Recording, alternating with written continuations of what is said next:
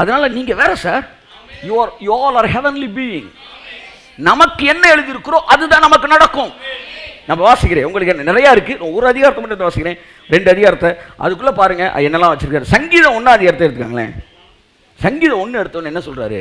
கர்த்தருடைய வேதத்தில் இரவும் தியானமா இருக்கிற மனுஷன் பாக்கியவான். அவன் நீர்க்கால் உலகம் நடப்பட்டு தன் காலத்தில் தன் கனியத்தை எடுக்க விடாம. நல்லா கவனிங்க. இலையுதிராதிருக்கிற மரத்தை போல் இருப்பான். அவன் செய்கிறதெல்லாம், சொல்லுங்களேன், அவன் செய்கிறதெல்லாம், அவன் முக்கியமா நம்ம அப்படி வாசிக்கிறது, அவனை பிரிச்சே வாசிக்கிறது இல்லை. ஆனா பைபிள் சொல்ற அவன் செய்கிறதெல்லாம், எல்லாரும் கிடையாது, அவன் செய்கிறதெல்லாம். இல்ல சார், நீங்களா அவனுக்கு வந்து போக்கஸிங் கொடுக்குறீங்க சார். இல்ல சார், அடுத்த வசனத்தை வாசிச்சா இந்த வசனத்துல அவனுக்கு தான் நீங்க போக்கஸ் கொடுக்கணும்னு தெரிஞ்சிடும். அவன் செய்கிறதெல்லாம் வாய்க்கும். அடுத்த வசனம், துன்மார்க்கரோ அப்படி இராமல். கையத்தட்டு எந்திரிச்சு யாராவது தள்ளியா சொல்றீங்களா? புரியுதா சொல்லு. துன்மார்க்கரோ அப்படின்னா நீ உள்ள வந்துடாத. இது என் பிள்ளைகளுக்கு நான் வைத்திருக்கிற தனிப்பட்ட ஆசீர்வாதம். துன்மார்க்கனோ அப்படி இராமல் காற்று பறக்கடிக்கும் பதரை போல இருப்பான். புரிந்து கொள். நான் வேறு, அவன் வேறு. என் வாழ்க்கையில் கிடைக்கிற ஆசீர்வாதங்கள் அவன் வாழ்க்கையில் நடக்காது. ஊருக்குள்ள இதே மாதிரி 4 பேர் செத்து போயிட்டாங்க சார். 4 பேர் 40 பேர் செத்து போவாங்க. இதுல என்ன இருக்கு? இல்லை சார், உங்களுக்கு எனக்கு நடக்காதுடா. ஏன்னா 4 பேர்ல சார், என் பக்கத்தில் 1000 பேர் விழுந்தாலும், என் வலப்பக்கத்தில் 10,000 பேர் விழுந்தாலும் அது என்னை அணுகாது. எவ்வளவு பெரிய ஸ்பெஷல்! நான் எப்படி பிரிக்கிறார் பாருங்க, எப்படி கேரர் பாருங்க. நீங்க அது என்ன சொல்றே? 1000 நடக்குண்டா, 1000 பேருக்கு நடக்குண்டா, தூரத்துலடா, உன் பக்கத்தில் நடக்கும். சார் நேற்று இருந்தா நேற்று உங்க கூட டீ சாப்பிட்டு இருப்பான், நீ செத்து போயிருப்பான். நாளைக்கு நீ செத்து போயிருந்தது இல்ல, நீ அதுக்கப்புறம் இன்னும் ஒரு 70 வருஷம் வாழ போற, 80 வருஷம் வாழ போற. ஆமா, நீ சொல்லுவ பின்னாடி என் கூட டீ சாப்பிட்டு வரும், அவன் 100 வருஷத்துக்கு மேலே செத்தாரு. ஆனா அதுக்கப்புறம் எதுக்கு சார்? பக்கத்துல 1000 பேர் செத்தாலும் வலது பக்கத்தில் 10,000 பேர். என்ன சார் இது? சார் 10,000 பேர் செத்தாலும் உங்களுக்குள்ள இருக்கிற ஃபெய்த் குறையவே கூடாது, அது உங்களை அணுகாது. அப்ப நீங்க யாரு? நீங்க யாரு? நீங்க 1000ல் ஒருவன். ஆமென், ஆமென், ஆமென், ஆமென். 1000ல் ஒருவன். ஆமா, பக்கத்தில் 1000ல் ஒருவன், வலது பக்கத்தில் 10,000. ஸோ இல்ல இதெல்லாம் வெரி சீரியஸ் மேட்டர். நீங்க சிரிச்சுட்டு கேட்கலாம், இப்படினாலும் கேட்டுக்கலாம். ஆனா தட்ஸ் த வந்து ட்ரூத். அப்ப எனக்கு அது நடக்காது. நான் வேற, நான் வேற, நான் வேற. என் மேல ஒரு கரம் இருக்கிறது, என் மேல ஒரு மகிமை இருக்கிறது. ஓ, ரத்தத்தினால் அவரை அழைத்திருக்கிறார். எதற்காக உன்னை உலகத்தாரோடு ஒப்பிட்டு பார்த்து கொண்டிருக்கிறாய்? எதற்காக உலகத்தாரோடு ஒப்பிட்டு பார்த்து கொண்டிருக்கிறாய்? துன்மார்க்கரோ அப்படி இராமல் காற்று பறக்கடைக்கும் பதரை போல் இருக்கிறார்கள். ஆகையால் நீதிமான்கள், நீதிமான்கள் வாசிமா, ஆகையால் துன்மார்க்கர் நியாயத்தீர்ப்பிலும் பாவிகள் நீதிமான்களின் சபையிலும் நிலை நிற்பதில்லை. நீங்க வேற கிளாஸ். தயவு செய்து அது மனசுல வச்சுக்காங்க. அதுக்கு தான் நீதிமான பத்தி தொடர்ந்து நம்ம வாசிச்சுக்கிட்டே இருக்கிறோம். நான் வேற கிளாஸ். அப்படியே மாற்றட்டும். நீதிமொழிகள் 2:21-22 வாசிங்க. நான் ஒரு 10 வசனம் வாசிக்கிறேன். நீதிமானையும் துன்மார்க்கனையும் எப்படி செப்பரேட் பண்ணி பண்ணி காட்டுறாரு கர்த்தர். செவ்வையானவர்கள் பூமியிலே வாசம் பண்ணுவார்கள். எல்லாம் சொல்லுங்க, பூமியிலே நல்லா வாழ்வான். ஆமென் சொல்லுங்க. உத்தமர்கள், உத்தமர்கள் அதிலே தங்கி இருப்பார்கள். உத்தமன்னா யார் தெரியுமா? ஏற்கனவே உங்களுக்கு சொல்லியிருக்கிறேன். உத்தம வில்லன் இல்ல. உத்தமன்னா உத்தம குணமாகிய விசுவாசம். இயேசு விசுவாசிகள் எல்லாரும் யாரு? உத்தமர்கள். உத்தமர்கள் இந்த பூமியில வாசம் செய்வார்களாம். ஆனா உத்தமன் எல்லாம் சேர்ந்து ஜெபிச்சுட்டு இருக்கிறாங்க. நாங்கள் ஓடி போறோம், ஆண்டவரே எங்களை கூட்டிட்டு போங்க, கூட்டிட்டு போங்கன்றாங்க. இல்லடா, நீ தாண்டா வாழணும். அடுத்த வசனம், துன்மார்க்கரோ, துன்மார்க்கரோ பூமியில் இருந்து அற்புண்டு போவார்கள். எவ்வளவு சோமா இருக்கீங்க. உங்களை பார்த்து நீங்க தான் துன்மார்க்கர். இது உங்க மேல ஜட்ஜ்மெண்ட் வாஸ்த மாதிரி கையை தட்டிருப்பீங்க நான் நினைச்சேன். ஏன் இங்க பாருங்க, இந்த வசனத்தை முதல் வசனத்துல நீதிமான், அடுத்த வசனம் துன்மார்க்கன். அப்படி செப்பரேட் பண்ணி பண்ணி காட்டுறாரு. சார் பிஸ்னஸ் கிளாஸில் உங்கள் சீட்டே வர மாதிரி இருக்கும். அன்னைக்கு போய் இதில் உட்காந்துட்டு லைட்டாக புஷ்பேக்காக இருக்கும்னு நினச்சி அமுக்கிறேன், தேடுறேன், கடை கடை, அதெல்லாம் அப்படியே தான் சார் இருக்கணுன்றாங்க. ஏன்னா போகிற பக்கம் நிப்பாட்டி வச்சு கூட்டி போயிருவீங்க போலன்னு. அது உள்ள நுழைய கூட முடியல. நம்ம நம்ம நம்ம நம்மளுடைய ஓன் ஃப்ளைட் வந்து இப்படி இருக்காது. ஆமாம், ஃபுல்லாக பாண்டு படத்தில் வில்லைங்க பறப்பாங்க பாருங்க, அந்த மாதிரி தான் இருக்கு. ராமன் சொல்லுங்க. ஆமேன், ஆமேன், ஆமேன். துன்மார்க்கரோ பூமியில் இராதபடி அறுப்புண்டு போவார்கள். துரோகிகள் அதில் இராதபடிக்கு நிர்மூலமாவார்கள். எவனாச்சும் உங்களுக்கு துரோகம் பண்ணி இருந்தான்னு வச்சுக்கோங்க, உங்கள்கிட்ட பேசுறத 100 பேர்ட்ட பேசுறவனா இருந்தான்னு வச்சுக்கோங்களேன், அவர்கள் அறுப்புண்டு போவார்கள். பைபிள் சொல்லுது துரோகிகள் அறுப்புண்டு போவார்கள். தன் வாயை விரிவாய் திறக்கிறவனோட கலவாதே. உன்கிட்ட பேசுற இன்னொருத்தன் பேசிட்டான்னு தெரிஞ்சிருச்சுன்னா அதோடு அவனுக்கு வச்சிரு செக்கு. அவன்கிட்ட மட்டும் வாயை திறந்துடாத. ஒருவேளை திறந்தீங்கன்னா ஏதாச்சும் குண்டக்க முண்டக்க மாற்றி மாற்றி சொல்லிவிடு. அவன் மாற்றி மாற்றி பேசிட்டே இருக்கட்டும். துன்மார்க்கரோ அறுப்பு, துரோகிகள் அதில் இருக்க மாட்டாங்களாம். அப்படின்னா என்ன அர்த்தம்? நீங்கள் நான் இருப்பீங்க சார், நீங்கள் நான் இருப்போம் சார். 3:33 வாசிமா, நீதிமொழிகள் 3:33. துன்மார்க்கனுடைய வீட்டில் கர்த்தரின் சாபம் இருக்கிறது. வீடு, துன்மார்க்கன் வீடு, அங்க என்ன இருக்குமா? சாபம் இருக்கும். அடுத்து நீதிமான்களுடைய வாசஸ்தலத்தையோ அச்சா அவர் ஆசீர்வதிக்கிறார். அப்படியே பிரிக்கிறார் பாருங்க. என்ன சார், அவன் வீடு என் வீடு, அவன் வீடு வேற என் வீடு வேற. புரிஞ்சுக்காங்க. நீங்க நீதிமானுங்க. உள்ள நுழையும் போது கதவை திறக்கும் போது இது நீதிமானின் வீடு. ஆமென். கர்த்தருடைய ஆசீர்வாதம் என் வீட்டில் இருக்கிறது. ஹalleluya. 4:18-19 வாசிமா. 4:18-19. நீதிமான்களுடைய பாதை, நீதிமானின் பாதை நடுப்பகல் வரைக்கும் அதிகமாய் பிரகாசிக்கிற சூரிய பிரகாசம் போல் இருக்கும், சூரியனை போல் இருக்கும். அப்படின்னா என்ன அர்த்தம்னா 8 மணிக்கே நல்ல வெளிச்சம் தான், 9 மணிக்கு இன்னும் வெளிச்சம், 10 மணிக்கு இன்னும் வெளிச்சம், 11 இன்னும் பிரைட், 12 நண்பகல் வரைக்கும் எப்படி ரோடு நல்லா பிரைட் ஆயிட்டே போதோ அப்படியே நீதிமான் வாழ்க்கையில போக போக குழப்பம் இருக்காதான், போக போக தெளிவு. ஆகா, அடுத்தது அடுத்தது அடுத்தது பிரைட் ஆயிட்டே போகுமா. ஆமென் ஆமென். இனிமே உங்க வாழ்க்கை ஃபுல்லா பிரைட் தான். ஆண்டவர் எங்க போக எப்படி போக நேத்து கேட்டிருக்கலாம், இன்னைக்கு எங்க போனோம் எப்படி போனோம் தெரியும், அடுத்து நாளைக்கு என்ன நடக்கும் தெரியும், அடுத்து போக நாளை கழிச்சு அடுத்த மாசம் அடுத்த வாரம் எல்லாம் போக பிரைட் ஆகும். நீதிமானின் பாதை சூரிய பிரகாசத்தை போல தெளிவா இருக்கும். அடுத்த வசனம், துன்மார்க்கருடைய பாதையோ காரிருளை போல் இருக்கும், தாங்கள் இடறுவது இன்னதல் என்று அறியார்கள். கையை தட்டுங்களேன் ஒரு அவருக்கு. அப்படின்னா என்ன அர்த்தம்? அவன் எக்கனாமிக் கிளாஸ், நானு பிசினஸ் கிளாஸ். அவன் பாதை காரிருள். ஆமா, என்னடா செய்யன்னு தெரியாது, அதனால கேலண்டர் திருப்பி பார்க்கிறான். என்ன பண்ண தெரியல, சோவியை போட்டு பார்க்கிறான்.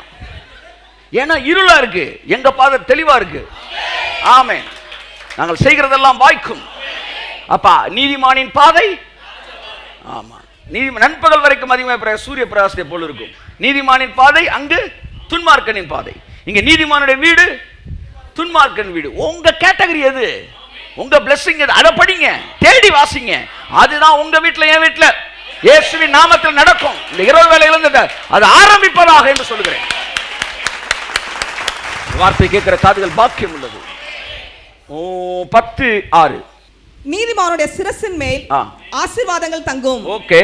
கொடுமையோ துன்மார்க்கனுடைய வாயை அடைக்கும். பிரிச்சுக்கிட்டே வர்றாரு. நீதிமானுக்கு சிரசு மேல என்ன செய்யுமா? ஆசீர்வாதம் தங்குமா. துன்மார்க்கனுடைய வாயை கொடுமை என்ன செய்யும்? அடைக்கும். அடுத்து 10:7. நீதிமானுடைய பேர் புகழ் பெற்று விளங்கும். கை தட்டுங்க. நீதிமானுடைய பேர் புகழ் பெற்று விளங்கும். துன்மார்க்கனுடைய பேரோ அழிந்து போகும். அழகா பிரிக்கிறாரு. அவன் வேற கிளாஸ், நீ வேற கிளாஸ். அடுத்து 11 வருஷமா. நீதிமானின் வாய் ஜீவ ஊற்று. கொடுமையோ துன்மார்க்கனுடைய வாயை அடைக்கும். துன்மார்க்கனுடைய வாயை பாருங்க, அவன் வாயை அடைச்சிருமா கொடுமை. நம்ம வாய் ஜீவ ஊற்றான். திறக்க திறக்க ஜனங்களுக்குள்ள ஜீவன் ஜீவன் ஜீவன். உங்க வாய் வேற, உங்க வீடு வேற, உங்க பாதை வேற, உங்க தலை வேற, எல்லாம் வேற. ஆமென் ஆமென் ஆமென் ஆமென். 10:16. நீதிமானுடைய பிரயாசம் ஜீவனையும் துன்மார்க்கனுடைய விளைவோ பாவத்தையும் பிறப்பிக்கும். நீதிமான் எது செஞ்சாலும் அதுல இருந்து ஒரு ஜீவன் தான் வரும். ஆனா துன்மார்க்கன் செய்யற விளைவு எல்லாம் அங்கு பாவத்தை தான் ஏற்படுத்தும். ஆமென் சொல்லுங்க. ஆமென். 10:20. நீதிமானுடைய நாவு சுத்த வெள்ளி. துன்மார்க்கனுடைய மனம் அற்ப விலையும் பெறாது. பாத்தீங்களா? உங்க நாக்கு இருக்குல்ல, அந்த நாக்கு வந்து சுத்தமான வெள்ளியாம். அப்படின்னா நல்ல ரேட்டு. ஆமா. துன்மார்க்கனின் மனம் அற்ப விலையும் பெறாது. என்ன சொல்ல வரேன்னா, நீங்கள் நீதிமான்னா உங்கள் நாக்கு இருக்குது பார்த்தீங்களா, அது வந்து சுத்தமான வெள்ளி. நாக்கு மீன்ஸ் நாக்குலேருந்து வர்ற வார்த்தை. அந்த வார்த்தைக்கு வந்து வேல்யூ இருக்குது. உங்களுக்கு கூப்பிட்டு பிரசங்கம் பண்ண விட்டு கையில் ஒரு 2 லட்ச ரூபா கொடுக்குறாங்க, 5 லட்ச ரூபா கொடுக்குறாங்க, என்ன சார் அர்த்தம்? சுத்த வெள்ளி சார். நீங்கள் எவ்வளோ ஒரு உயர்ந்தரத்தில் வச்சிருக்கிறாரு. உங்கள் வாய் ஜீவ ஊற்று சார். ஆமாம், நீங்கள் போய் யாரையாச்சும் பார்த்து பயப்படாதம்மா எல்லாம் சரியாயிருன்னு சொல்லுங்களேன். சொல்லுங்க, என் வாழ்க்கை சரியாயிரு சார்.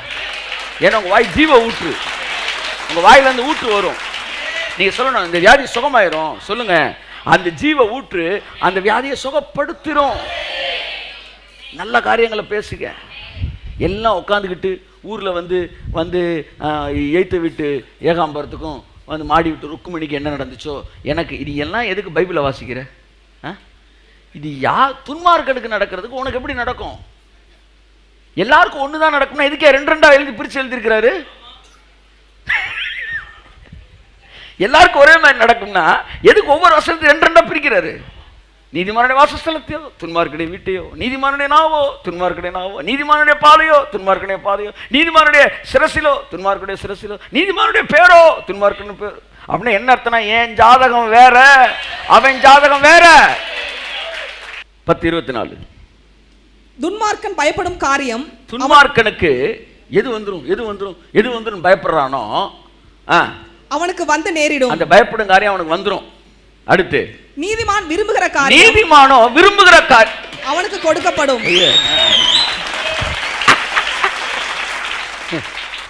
நீதிமான் ஜெபிக்கிற காரியம்னே இல்லை பாருங்க. ஜெபிங்க, எவ்வளவு ஜெபிங்க, வேணான்னு நான் சொல்லல. விரும்புகிற காரியம் அப்படின்னு என்ன அர்த்தம்? இப்போ நான் மனசில் ஒன்று அப்படி யோசிச்சுட்டேன்னா கிங் அப்படின்னு பரலோகத்தில் லைட் எரியுமா? நீங்கள் ஃப்ளைட்டில் போகும்போது இப்போ தண்ணி வேணும், ஒரு பட்டன் அமுக்குறீங்க, கிங் அப்படின்னா அந்த அம்மா வந்து நின்றோம். ஒரு 1/4 மணி நேரம் கழிச்சு வரும். நீங்கள் தண்ணி கேட்டு அப்படியே நாக்கு தள்ளி செத்து போகிற நேரத்தில் எஸ்கியூஸ் மீ அப்படின்னு வந்து நிற்கும். ஆனால் பிஸ்னஸ் கிளாஸில் ஒருவேளை வேற மாதிரி இருக்கலாம்.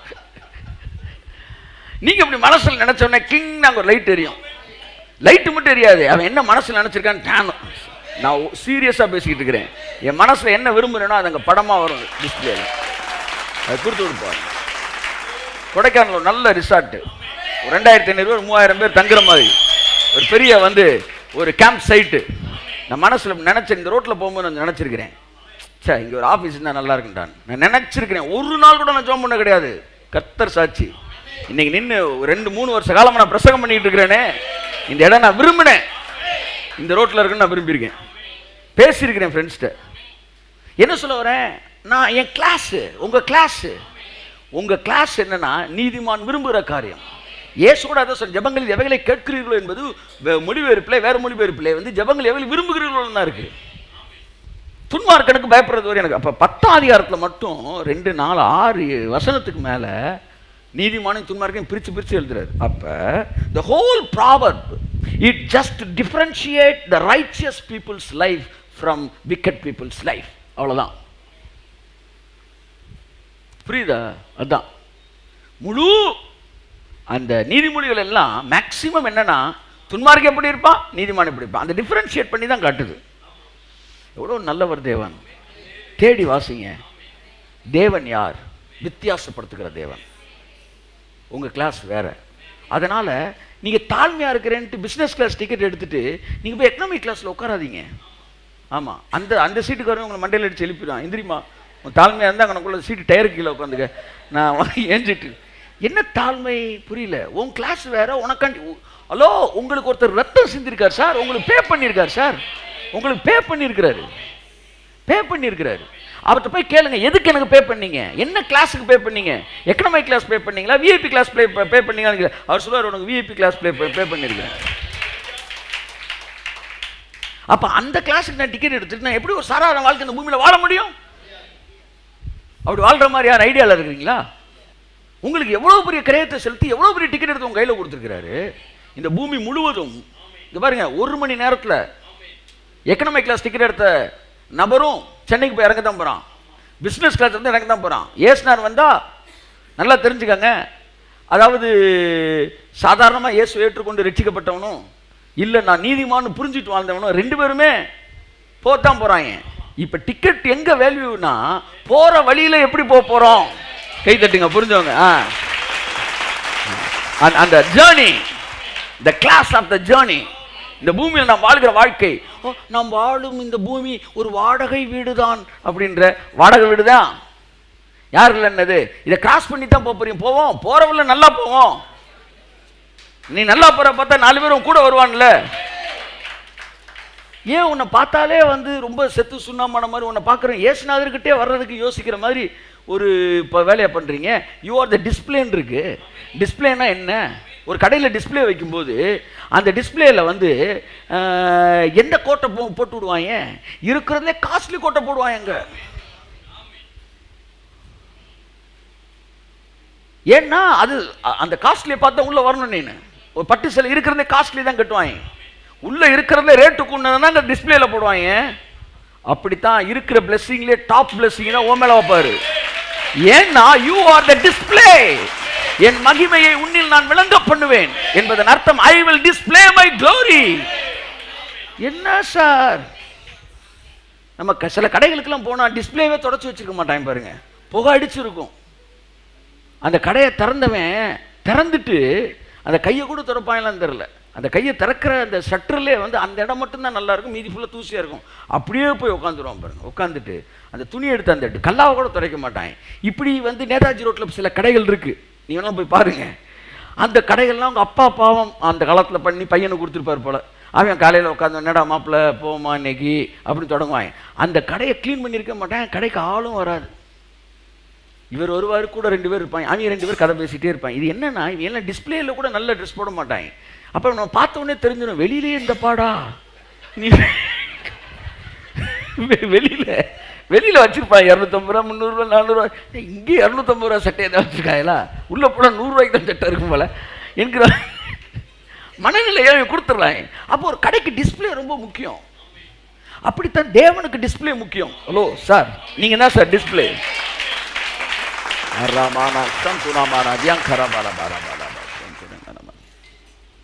தேவனுக்கு ஒரு ஆசை என்ன தெரியுமா? என் ஜனங்களை நான் வித்தியாசப்படுத்தி காட்ட வேண்டும் என்பதுதான். யாத்ரா 8ஆம் அதிகாரம் 23ஆம் வசனத்திலே பார்வோனிடத்தில் சவால் விடுகிறார். தேவன் பார்வோனிடத்தில் சவால் இடுகிறார். அதன்றைய செய்தி வாசிப்போம். 8:23. என் ஜனங்களுக்கும் என் ஜனத்திற்கும் உன் ஜனங்களுக்கும் வித்தியாசம் உண்டாகும்படி செய்வேன். கையை தட்டுங்க ஒரு தடவை அந்த வசனத்துக்கு. என்ன சார், ஏதாச்சும் இருக்கா சார்? வித்தியாசம் இருக்கா? என் ஜனங்களுக்கும் உன் ஜனங்களுக்கும் வித்தியாசம் அப்படி ஒன்றும் தெரியலையே. அவன் போய் கடனை வாங்கிட்டு வந்து தவணை வாங்கிட்டு போறான், பின்னாடி நம்ம குரூப்பும் போய் தவணை வாங்குது. இதுல வந்து அவன் கூட ஒழுங்கா கட்டிடலான்றான். அப்படி வேற சில குற்றச்சாட்டுகள் வருது. ஆனா அங்க அவர் சவால் விட்ட தைரியமா, என் ஜனத்துக்கும் வித்தியாசம் ஏற்படுறா சொல்லிட்டு இங்கிட்டு வந்துட்டு தான் என்ன இப்படி இருக்கிறாங்க. நான் ஒரு தடவை இப்படி தான் ஹவுசிங் போர்டில் சவால் விட்டேன், உங்களை கோர்ட்டில் சந்திப்போம் சார். உங்களை நீங்கள் வந்து செஞ்ச தவறு என் இடத்துல ஒரு லஞ்சம் கேட்டார், ஆகையால் வந்து நான் அது கொடுக்கல, அதுக்காண்டி 1.5 லட்ச ரூபா அவர் வந்து எனக்கு வந்து ஃபைன் போட்டிருக்காரு. இல்லை நீ கட்டிட்டாவணும். நான் முடியாது சார், ஏன்னா நான் வந்து என் கையில் வந்து நீங்கள் இதே கொடுக்க பேசிக்கிட்டோன்னே. அப்போ முடியாது சார். முடியாதா? அப்போ கோர்ட்டில் சந்திப்போம்ட்டேன். கோர்ட் எந்த திசையில் இருக்குன்னு வெளியில் வந்து கூட அண்ணே கோர்ட்டு எந்த கோர்ட்டுக்கு போட்டே தெரியாதுடா என்ன கோர்ட். உடனே நம்ம லீகல் அட்வைசர் கூப்பிடி ஆபுட் கிளம்பிட்டேன். கிளம்பின அப்புறம் என்ன செய்யணும் தெரியல. ஆனால் பாருங்கள், நம்மள்ட்ட ஒரு பொண்ணு வந்துகிட்டு இருந்துச்சு, அது ப்ராக்டிஸ் பண்ணிகிட்டு இருந்துச்சு. டக்குன்னு அவங்க அந்த லாயர்கிட்ட சொல்லிச்சு. அவர் நம்ம சார் போனார், பேசினார்.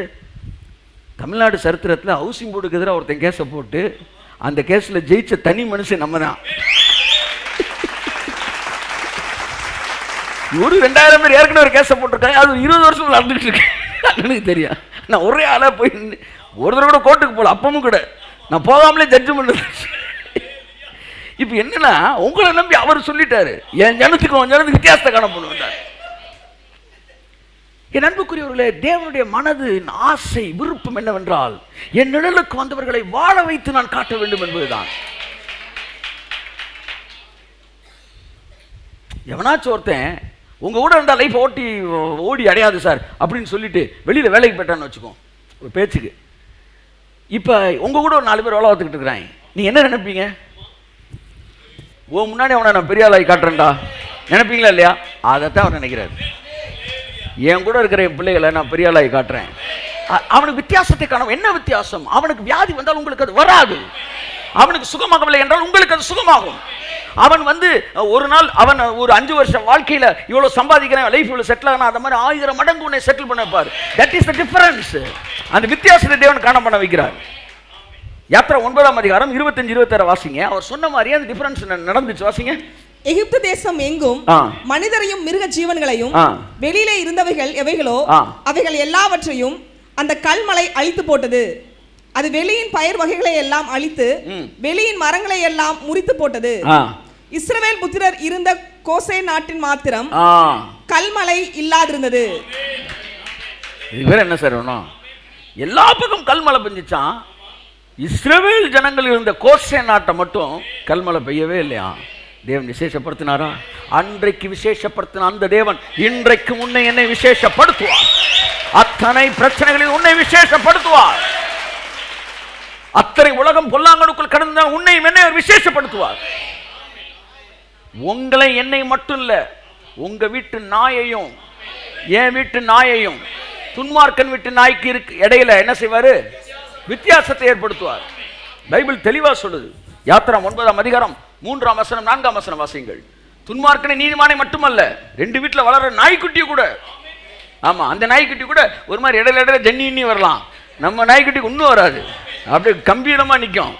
ஆமா, அவன் ராக் வில்லர், அப்புறம் வேற நல்ல நாய் சொல்லுப்பா, இதெல்லாம் வாங்கி வச்சு கூட அது வியாதி பிரச்சனை. நம்ம ஒரு நாட்டு நாய் ராஜபாளையத்தில் போய் ஏங்க வா அப்படின்னு அது கும்முன்னு அப்படின்னு காதை தூக்கிட்டு நின்றுகிட்டு இருக்கோம்.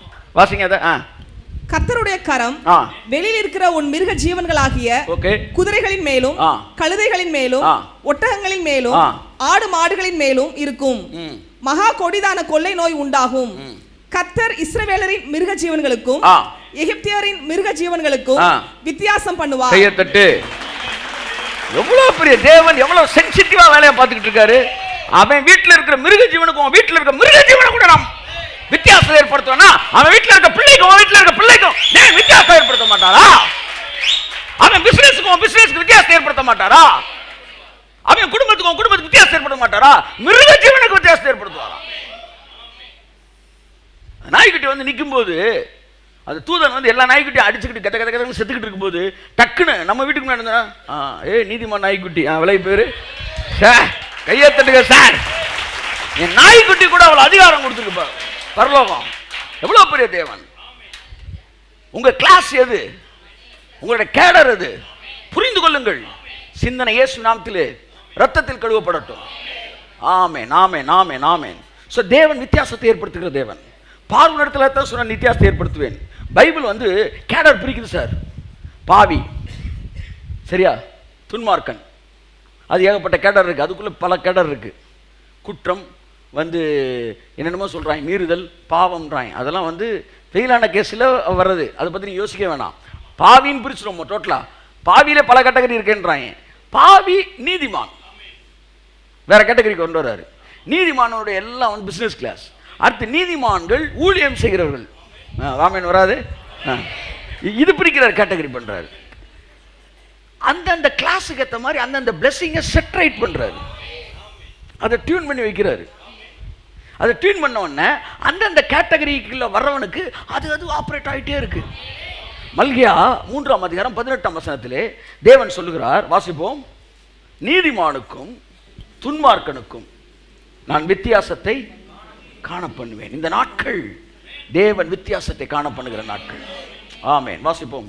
அப்பொழுது நீங்கள் நீதிமானுக்கும் துன்மார்க்கனுக்கும் தேவனுக்கு ஊழியம் செய்கிறவனுக்கும் அவருக்கு ஊழியம் செய்யாதவனுக்கும் இருக்கிற வித்தியாசத்தை திரும்பவும் காண்பீர்கள். கரங்களை தட்டி கர்த்தருக்கு நன்றி சொல்லுவோம். எவ்வளவு நல்ல தேவன் அந்த வித்தியாசத்தை காண்பிக்கிறார். ஒவ்வொன்றும் ஒரு class sir. A class, C class, B class, A class, A plus class, அப்படி பிரிக்கிறாரு. என் குமாரருக்கும் குமாரத்திகளுக்கும் இருக்கிற இடத்தை பார்க்கலும் மேன்மையான இடத்தை நான் நன்னகர்களுக்கு தருவேன்றார். எல்லாம் கிளாஸ் பிரிக்கிறாரு.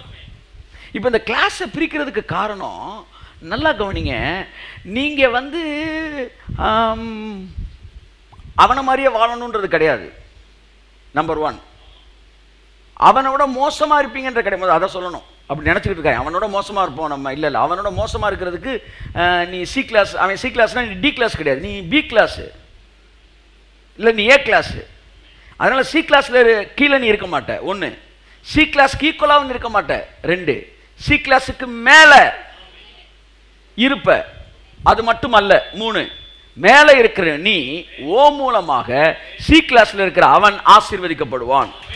ஆசீர்வாதம் என்பது மேலே இருக்க கிளாஸ் இருந்து கீழே கொண்டு வருது. அதுக்கு தான் உங்களை மேலே கிளாஸாகவே வச்சிருக்கிறாரு.